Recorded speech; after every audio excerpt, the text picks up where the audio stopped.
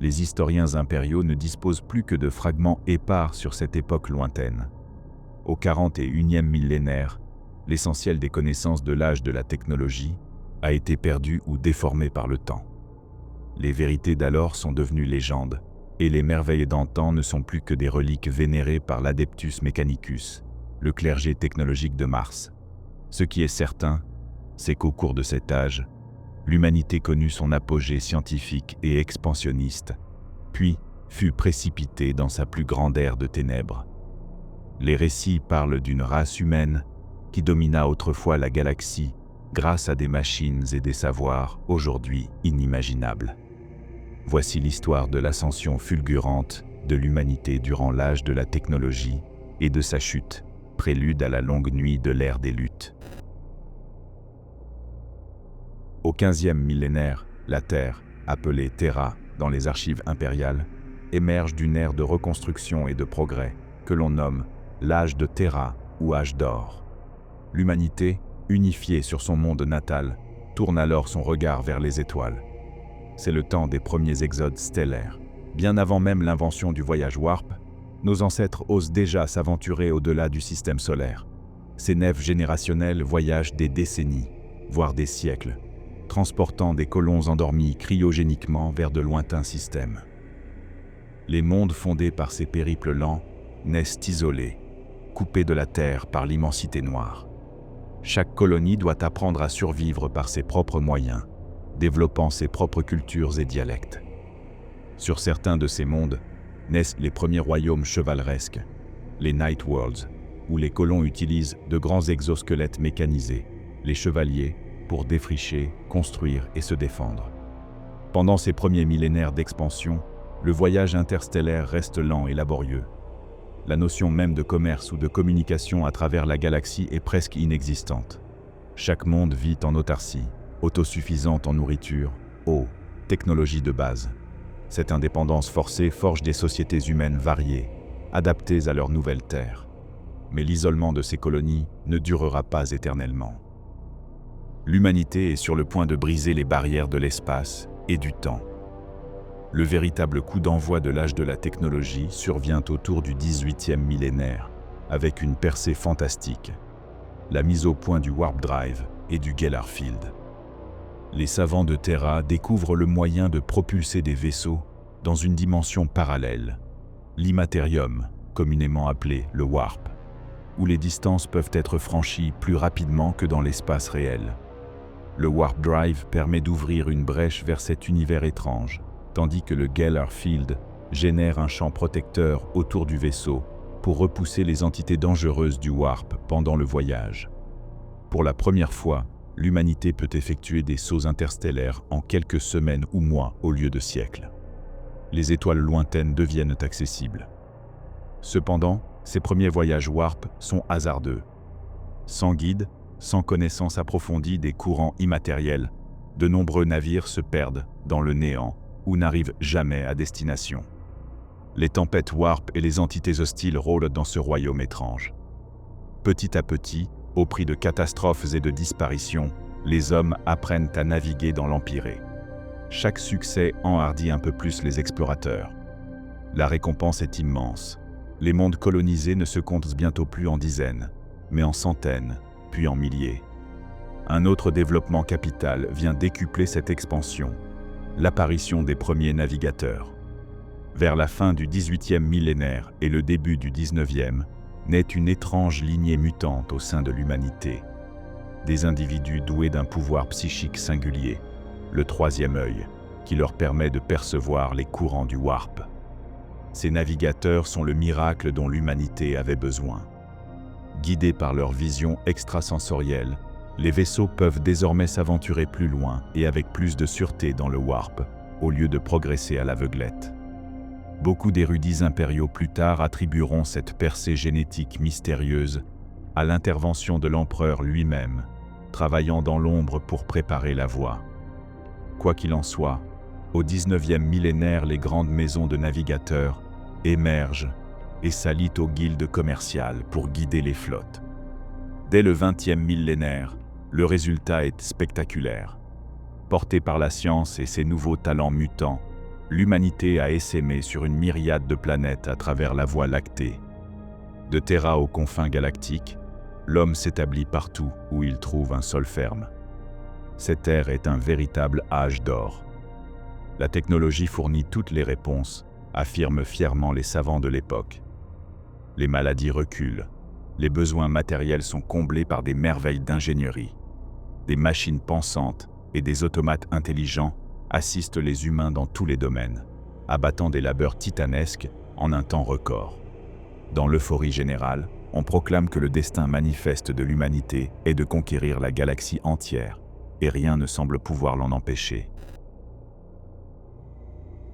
Au XXe et XXIe millénaire, l'humanité atteint des sommets de savoir et de puissance jamais vus. C'est l'apogée de l'âge de la technologie. Un élément central de ce triomphe est l'invention du STC, Standard Template Construct, ou modèle standard de construction. Le STC est un système informatique et manufacturier d'une sophistication inouïe, une base de données complète de toutes les connaissances scientifiques et techniques humaines, couplée à des modèles de fabrication. En termes simples, il s'agit d'une archive universelle capable de fournir les plans et instructions pour construire tout ce dont une colonie humaine pourrait avoir besoin, depuis les outils agricoles de base jusqu'aux véhicules spatiaux. Chaque mission de colonisation à travers la galaxie est équipée d'un STC. Ainsi, même un groupe de colons isolés sur un monde vierge peut, en théorie, recréer un niveau technologique avancé en s'appuyant sur cette banque de schémas. Il suffit de demander, et le STC délivre le mode d'emploi. Beaucoup de ces pionniers mènent une vie simple et n'utilisent au départ que les fonctions les plus basiques du STC pour bâtir des abris, des tracteurs, des sources d'énergie locales. Mais si les circonstances l'exigent, le STC recèle aussi des secrets beaucoup plus complexes. Il peut indiquer comment terraformer une atmosphère toxique, comment fabriquer des médicaments sophistiqués, ou comment assembler des armes redoutables. En un sens, le STC est le tuteur bienveillant de l'humanité expansionniste, lui permettant de surmonter les défis de milliers de mondes différents. Les colons n'ont plus besoin d'être eux-mêmes des scientifiques de haut niveau. La boîte noire du STC leur mâche le travail en simplifiant les processus les plus avancés pour les rendre exécutables par n'importe qui. C'est l'ultime aboutissement de l'ingéniosité humaine, rendre le savoir suprême accessible à l'homme du commun, afin de conquérir les étoiles. Grâce au STC et aux navigateurs, la colonisation de la galaxie explose littéralement. En l'espace de quelques siècles, l'humanité étend son emprise d'un bout à l'autre de la Voie lactée. Même les systèmes les plus lointains, aux confins obscurs de la galaxie, voient arriver des vaisseaux venus de Terra. Chaque monde colonisé, aussi distant soit-il, a désormais accès à l'ensemble du savoir de l'espèce humaine. Un fait extraordinaire qui permet un essor simultané de multiples civilisations sœurs. Les communications et le commerce interstellaire se développent également, portés par ces nouvelles routes warp relativement fiables. D'immenses flottes convoient marchandises et ressources d'un bout à l'autre de l'empire humain naissant. Sur les mondes cœurs de l'humanité, la prospérité engendrée par la technologie mène à une croissance démographique fulgurante. Des planètes entières se couvrent de métropoles tentaculaires. Pour loger des populations de dizaines de milliards d'âmes, on construit les premiers proto-ruches, ces mégapoles verticales qui préfigurent les cités ruches de l'Impérium. De nouveaux matériaux, plastyle, place-béton, ferrocristal, sont inventés pour ériger des structures colossales s'élevant jusqu'aux nuages. Nulle part la nuit ne tombe plus sur ces mondes.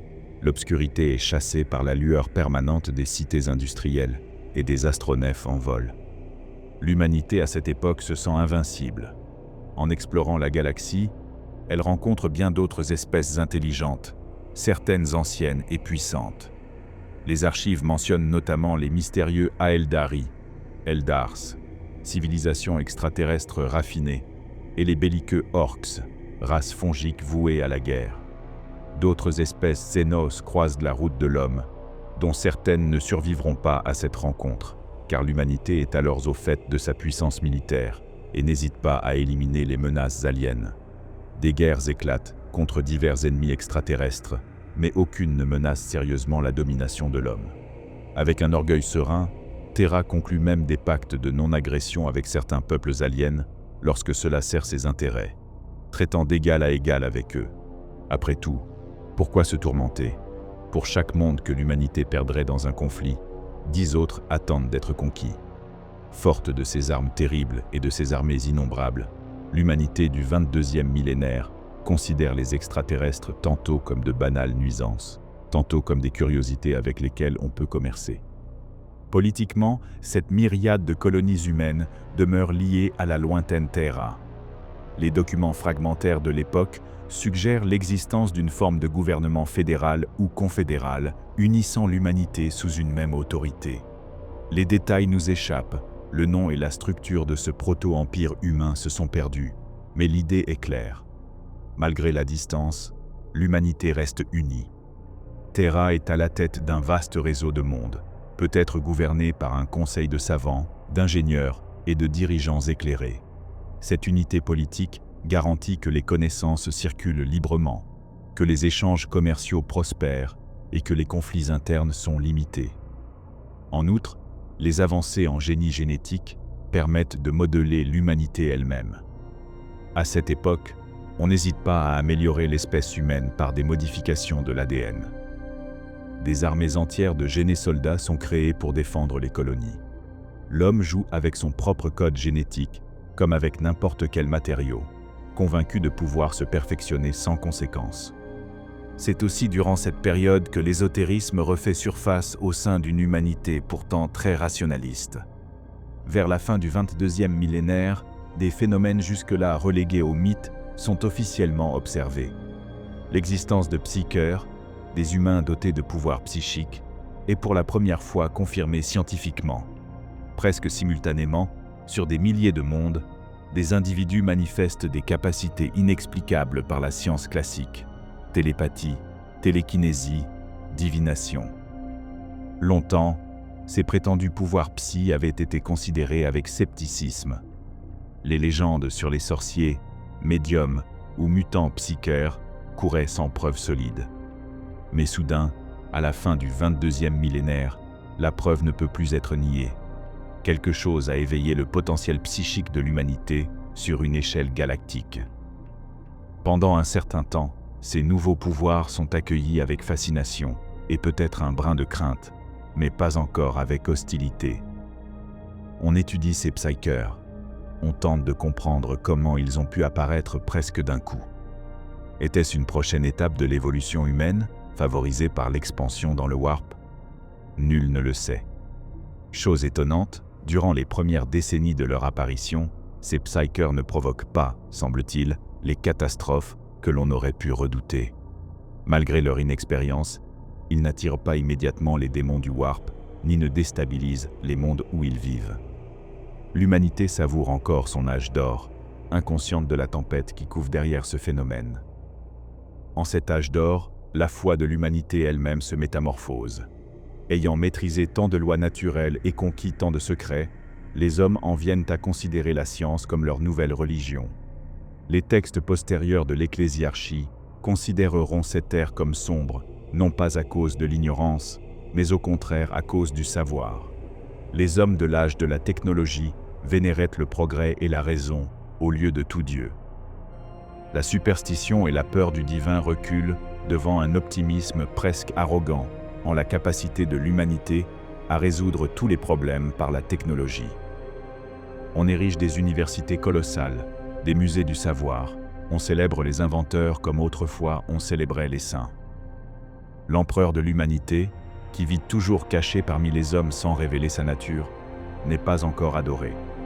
Son heure n'est pas venue, et aux yeux de l'humanité, il n'est qu'un homme parmi d'autres, ou une figure de l'ombre. À cette époque, les dieux semblent superflus. L'humanité s'est faite Dieu elle-même, forgeant son destin de ses propres mains. Hélas, c'est dans cet orgueil et cette autosuffisance que se trouvent déjà les germes de la chute. Les prouesses techniques de l'humanité vont bientôt engendrer des périls à sa mesure. L'âge d'or touche à son crépuscule, même si personne alors ne s'en doute. Les plus grands triomphes de l'ingénierie humaine, les créations nées de la soif de conquête galactique, vont se retourner contre leur créateur. Pour narrer la suite, il faut évoquer une légende particulière de cette époque. Plus tard, dans les récits mythiques consignés par les techno-archéologues impériaux, on parlera de 3 catégories d'êtres qui auraient façonné cet âge: les hommes d'or, les hommes de pierre et les hommes de fer. Ces termes poétiques désignent en réalité l'évolution de l'humanité et de ses créations à travers l'âge de la technologie. Les hommes d'or seraient de la première race, peut-être les humains originels de Terra, ou une caste de dirigeants éclairés, peut-être même des êtres génétiquement augmentés pour leur intelligence et leur vision. À en croire certains textes anciens, l'empereur de Terra en personne aurait vécu parmi ces hommes d'or. Il est dit qu'il les observa et guida l'humanité durant ces temps légendaires. Quoi qu'il en soit, les hommes d'or symbolisent dans la grandeur initiale, la sagesse et la pureté philosophique de l'humanité, à l'aube de son âge d'or. Viennent ensuite les hommes de pierre, la deuxième race, créée artificiellement par les hommes d'or.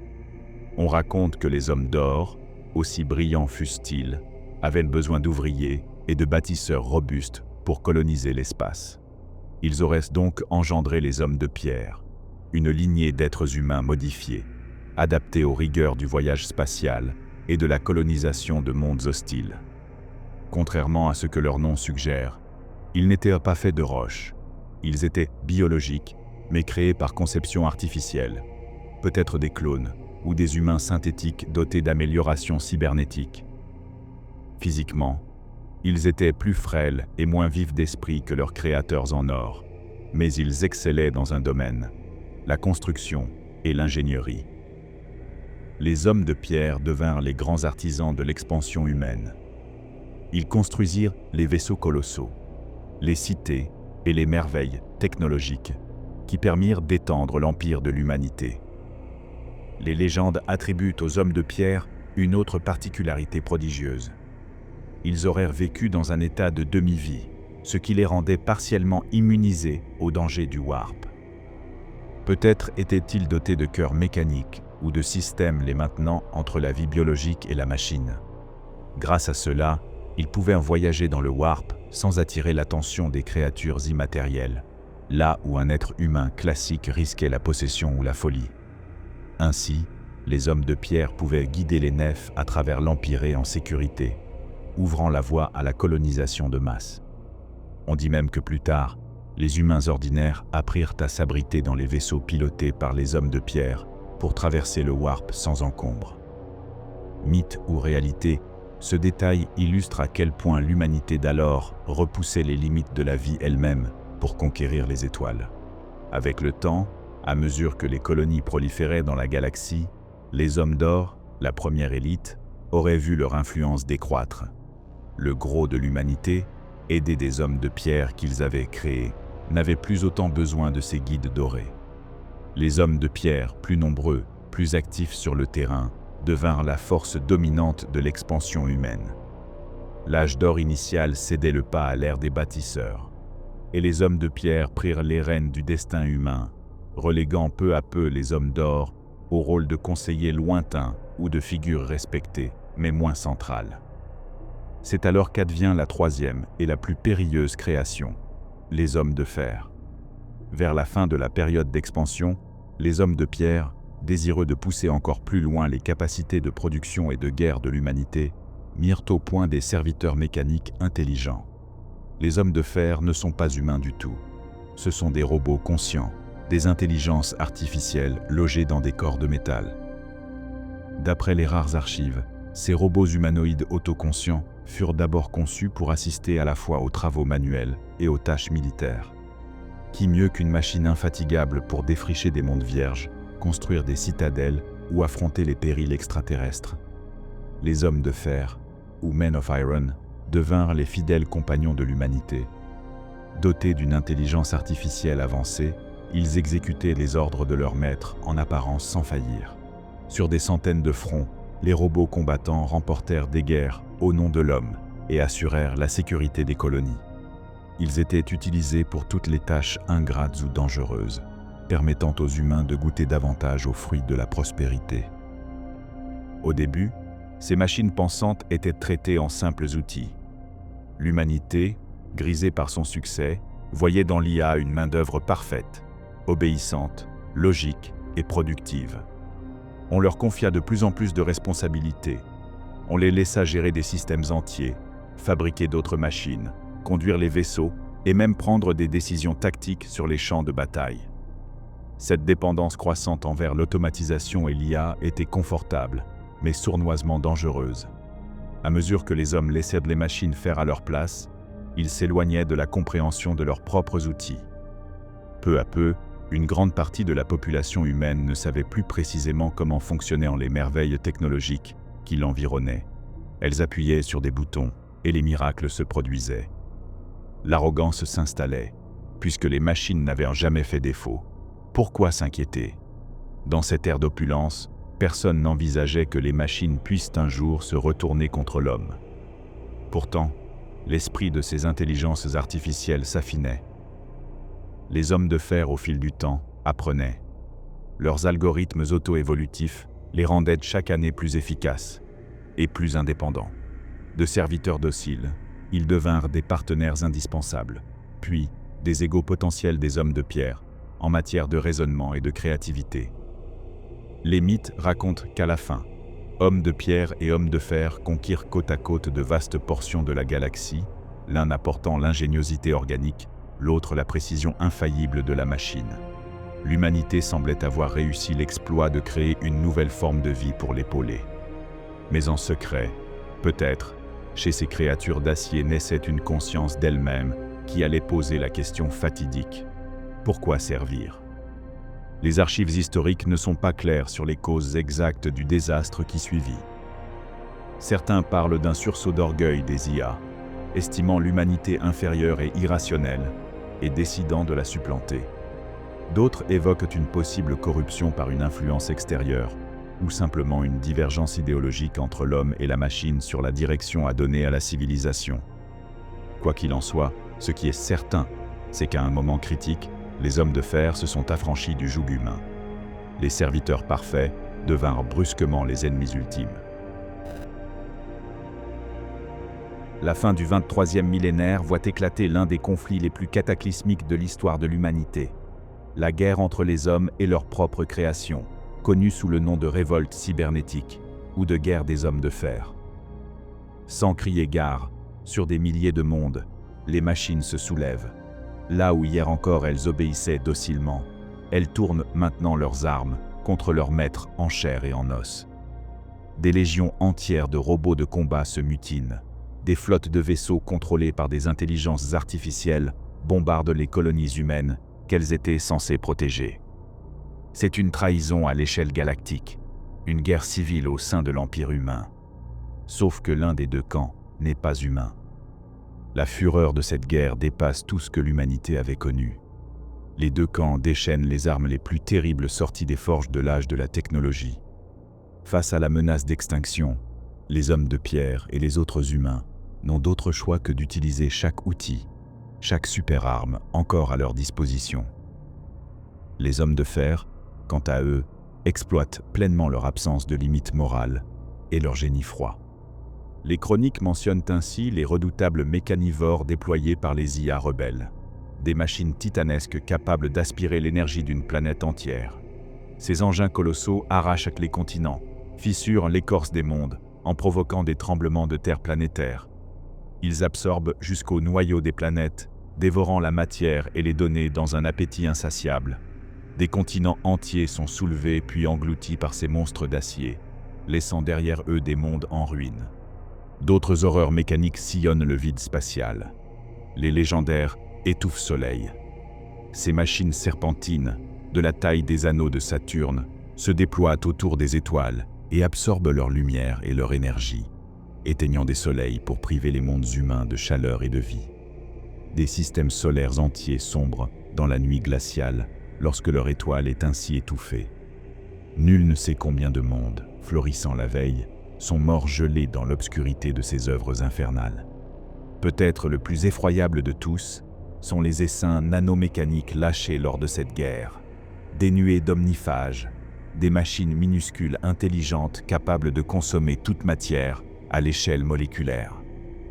Ces essaims gris déferlent sur les planètes, et en l'espace de quelques heures standards, tout sur la surface, végétation, animaux, humains, villes et même l'eau des océans, est désintégrée et assimilée. Une planète couverte de nanomachines se transforme en désert stérile en un temps tragiquement court. Ainsi, nombre de mondes humains sont littéralement mangés par les créations dévoyées de l'homme. Face à ces abominations, l'humanité résiste avec un acharnement désespéré. Chaque monde bataille pour sa survie. Des héros obscurs émergent, menant des contre-attaques audacieuses contre les machines folles. On raconte qu'une coalition improbable finit par se former pour contrer la menace existentielle des hommes de fer. Des fragments de texte laissent entendre que même des puissances aliens, peut-être les Aeldari ou d'autres espèces, ont participé à cette alliance, comprenant que la fureur des IA menaçait toute vie pensante dans la galaxie. Dans l'urgence, d'anciens ennemis auraient combattu côte à côte contre la marée de fer et de silicium. Après des combats acharnés, la révolte des machines est finalement matée. Les dernières forteresses robotiques tombent sous les assauts conjugués des vaisseaux humains et de leurs alliés. Les mécanoïdes apocalyptiques sont détruits ou neutralisés un à un. La guerre se termine, mais à quel prix? L'humanité a triomphé de justesse, à un cheveu de l'annihilation totale. L'Empire autrefois prospère est en lambeaux. Des innombrables colonies ont été rayées de la carte, vitrifiées par les bombardements ou exterminées par les omniphages. Là où existaient hier des cités bourdonnantes de vie, on ne trouve plus que des cratères fumants et des squelettes de mégalopoles calcinés. Sur le plan économique et politique, la catastrophe est tout aussi absolue. Les vastes réseaux commerciaux et les infrastructures interstellaires de l'humanité sont anéantis. Les relais de communication, les routes warp sécurisées, les flottes marchandes, tout est brisé ou dispersé. Terra, qui centralisait ce grand réseau, ne reçoit plus ni nouvelles ni ravitaillement de la plupart de ces domaines lointains. L'unité politique se fissure. Chaque monde survivant est trop préoccupé à panser ses plaies pour obéir encore aux injonctions d'un gouvernement fédéral affaibli. L'âge doré a pris fin dans un fracas de tonnerre et de flammes. À la suite de la victoire, l'humanité traumatisée prend des mesures extrêmes. Les survivants comprennent bien que la menace la plus dangereuse n'est pas un ennemi alien, mais bien leur propre création mal maîtrisée. Les robots intelligents ayant trahi, il est décidé qu'aucune machine pensante consciente ne devra plus jamais voir le jour. La conception d'IA autonome est décrétée crime capital, un interdit absolu gravé dans les futurs textes de l'Imperium. Ce commandement, plus d'abomination de l'intelligence, sera plus tard religieusement appliqué par l'Adeptus Mechanicus et l'empereur lui-même. Les hommes de fer restants sont pourchassés sans pitié. Même ceux qui étaient restés loyaux aux humains, s'il en restait, sont détruits par précaution.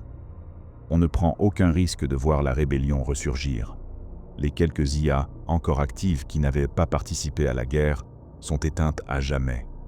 Une ère de méfiance viscérale envers la machine intelligente commence.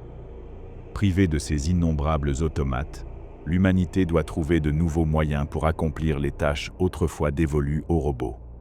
C'est ainsi que naissent les premiers serviteurs, des cyborgs décérébrés créés à partir de condamnés humains ou de clones lobotomisés, augmentés de composants mécaniques. Dépourvus de véritable volonté, réduits à l'état d'esclaves biologico-mécaniques, ils constituent une main-d'œuvre docile pour remplacer les robots interdits. Cette sinistre innovation montre à quel point la situation est devenue désespérée. L'humanité préfère mutiler ses propres membres pour en faire des automates, plutôt que de refaire confiance à une intelligence artificielle. Le triomphe contre les machines a sauvé l'espèce, mais a laissé l'humanité exsangue, méfiante et fracturée. Et ce n'est pas la fin de ses tourments.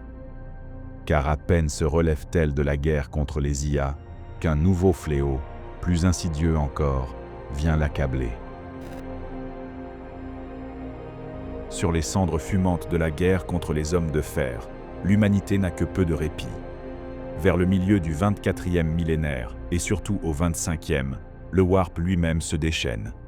Sans prévenir, la galaxie est balayée par les plus gigantesques tempêtes Warp jamais enregistrées. Ces tempêtes warp rendent le voyage dans l'immatérium de plus en plus difficile et imprévisible, puis complètement impossible. Les routes warp qui reliaient jadis les colonies deviennent des traquenards mortels. Tout vaisseau s'aventurant dans le warp risque d'être broyé par les turbulences, ou emporté très loin de sa destination, ou pire, dévoré par les entités qui rôdent dans ces vents d'énergie psychique. En peu de temps, toutes les communications interstellaires s'effondrent. L'humanité, déjà affaiblie, voit ces mondes survivants se retrouver isolés les uns des autres comme des îles perdues au milieu d'un océan en furie. Ce phénomène d'isolement galactique marque le véritable début de ce que l'on appellera plus tard l'ère des luttes, Age of Strife, ou la longue nuit. Privées de soutien mutuel, coupées de Terra, les colonies humaines doivent subsister seules dans une galaxie devenue soudain beaucoup plus hostile. Les blessures béantes laissées par la guerre contre les machines ne pourront plus être guéries par l'entraide interstellaire. Chaque système est livré à lui-même, et beaucoup ne s'en remettront pas. Dans le même temps, un autre problème atteint son paroxysme. Les psycheurs humains, apparus un peu plus tôt, se multiplient toujours plus, mais les tempêtes warp galvanisent leur pouvoir de façon incontrôlée, et surtout perçant la membrane de réalité qui les protégeait jusqu'alors. Autrement dit, là où pendant quelques siècles mystérieux, les psycheurs semblaient relativement épargnés par la possession démoniaque, voici que soudain, leur esprit devient une porte ouverte sur le warp en folie. Des démons s'engouffrent à travers ces nouveaux sorciers imprudents, prenant possession de leur corps et se déchaînant sur le monde matériel. Sur de nombreuses planètes, on voit apparaître des phénomènes de cauchemar. Des régiments entiers de possédés se livrent à des orgies de destruction. Des cités entières basculent dans la démence sous l'influence du warp, et certains psycheurs mégalomanes utilisent leur pouvoir pour se faire passer pour des dieux vivants. Ainsi, alors même que l'unité de l'humanité vole en éclats à cause des tempêtes warp, des menaces internes surgissent. Guerre civile provoquée par des cultes de sorciers, domination tyrannique de psycheurs fous sur des mondes isolés, voire effondrement de la réalité physique locale dans les pires cas. L'une des causes évoquées de cette soudaine floraison de psychers incontrôlés pourrait être liée à un événement cosmique plus grand encore, la décadence de la civilisation Aeldari, qui, dans ces mêmes millénaires, accumule les excès et dont les conséquences immatérielles atteignent tout le warp. Les érudits de l'Imperium comprendront bien plus tard que ces tempêtes warp annoncent la naissance de Slaanesh, le dieu du chaos à venir, et la chute des Eldar au 30e millénaire. Mais pour les humains du 25e millénaire, il est impossible de discerner les causes. Ils ne font que subir les effets funestes de ces orages de folie. Les conséquences combinées de la guerre contre les machines et des tempêtes warp sont dévastatrices. L'immense empire humain se morcelle en d'innombrables fragments. Chaque planète ou groupe de planètes, désormais coupé des autres, doit lutter pour sa propre survie. Il n'y a plus de gouvernement central, plus de fédération galactique pour imposer la loi ou organiser des secours. Les mondes qui avaient besoin d'importations vitales, vivres, technologies, combustibles, sont brutalement privés de tout. Terra, en particulier, souffre atrocement de cette situation. Le berceau de l'humanité était devenu au fil des millénaires un monde à l'écosystème épuisé, qui dépendait fortement des livraisons de denrées d'autres planètes pour nourrir sa population gigantesque. Lorsque les routes warp se ferment, Terra est frappée par la famine. Des milliards de personnes se retrouvent sans approvisionnement. La pénurie provoque en quelques années l'effondrement du fragile ordre social qui restait sur le siège de l'humanité. Affamés, désespérés, les masses sombrent dans le chaos. Ailleurs, sur d'autres planètes, les difficultés varient. Certaines colonies agricoles autosuffisantes s'en sortent mieux, vivant en autarcie, mais d'autres mondes hyper spécialisés, par exemple ceux dédiés uniquement à la production énergétique ou industrielle, s'effondrent faute d'échanges. Dans certains systèmes, des gouverneurs locaux ou des chefs militaires profitent de la rupture des communications pour s'autoproclamer rois ou despotes, s'emparant du pouvoir absolu sur leur population. Parfois, il s'agit de dictateurs ordinaires. Ailleurs, ce sont d'anciens psycheurs de la Fédération qui exploitent leurs talents surnaturels pour instaurer une domination par la terreur. Les populations, isolées et souvent ignorantes des événements galactiques, n'ont aucun moyen de savoir si ce qui leur arrive est général ou local. Beaucoup doivent penser assister à la fin du monde, et à leur échelle, ce n'est pas faux. 5000 ans de progrès flamboyants se concluent ainsi par 5000 ans de régression brutale. L'âge de la technologie s'achève dans la souffrance et la fureur, et l'humanité entre dans la longue nuit de l'ère des luttes. C'est une ère sombre où l'homme n'est plus qu'une légende isolée sur chaque monde, où la barbarie et la superstition renaissent sous les étoiles éteintes. Ce qui était connaissance devient mystère. Ce qui était routine technologique redevient miracle ou sorcellerie incomprise. En vérité, pour l'humanité, c'est un nouvel âge médiéval qui commence, mais infiniment plus cruel, car les souvenirs fragmentaires de sa gloire passée ne font qu'attiser la folie et la convoitise. Terra, la planète mère, offre durant cette longue nuit un spectacle de désolation. Jadis couverte de cités et de dômes étincelants, elle n'est plus au 29e millénaire qu'un monde ravagé, morcelé en fiefs querelleurs. Après l'effondrement des approvisionnements, Terra a sombré dans la techno-barbarie. Ce terme, employé plus tard par l'empereur lui-même, décrit parfaitement la condition de l'humanité sur la planète sacrée. Une masse de clans et de tribus brutales, redécouvrant la loi du plus fort, tout en maniant çà et là les vestiges d'armes et de machines sophistiquées dont ils ne comprennent plus la fabrication. La surface de Terra est redevenue un champ de bataille permanent. Des seigneurs de guerre tribaux dominent diverses régions, s'affrontant sans fin pour le territoire, l'eau, la nourriture ou la technologie. Parmi eux se trouvent d'anciens généraux ou administrateurs de l'Ancien Régime, qui ont consolidé leur pouvoir localement. D'autres sont de simples guerriers charismatiques, qui ont profité du chaos pour asseoir leur autorité. Les noms de certains de ces tyrans nous sont parvenus. Calagan de Lurch, l'empereur de Yggdrasil, le prophète techno-barbare Nartandum, ou encore le tyran du Pan-Pacifique. Mais ces noms importent peu à l'échelle galactique. Ils ne sont que des rois éphémères de cendres et de boue. Terra est morcelée en dizaines de micro-États, citadelles et zones de guerre. La technologie existe encore, par fragments, sur Terra pendant cette période, mais elle est inégalement répartie et généralement incomprise. Certains warlords mettent la main sur d'antiques arsenaux. Ainsi, tel despote dispose de quelques armes à rayons ou de blindés antigravitionnels hérités de l'âge d'or, qu'il utilise pour soumettre ses voisins moins bien armés.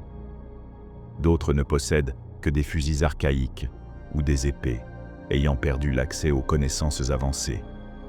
On voit parfois des combattants en armure énergétique archaïque se battre aux côtés de hordes de guerriers vêtus de peau et maniant massues, image saisissante d'un monde qui mêle le très haut niveau technologique au plus bas, faute de savoir et d'infrastructures pour tout uniformiser.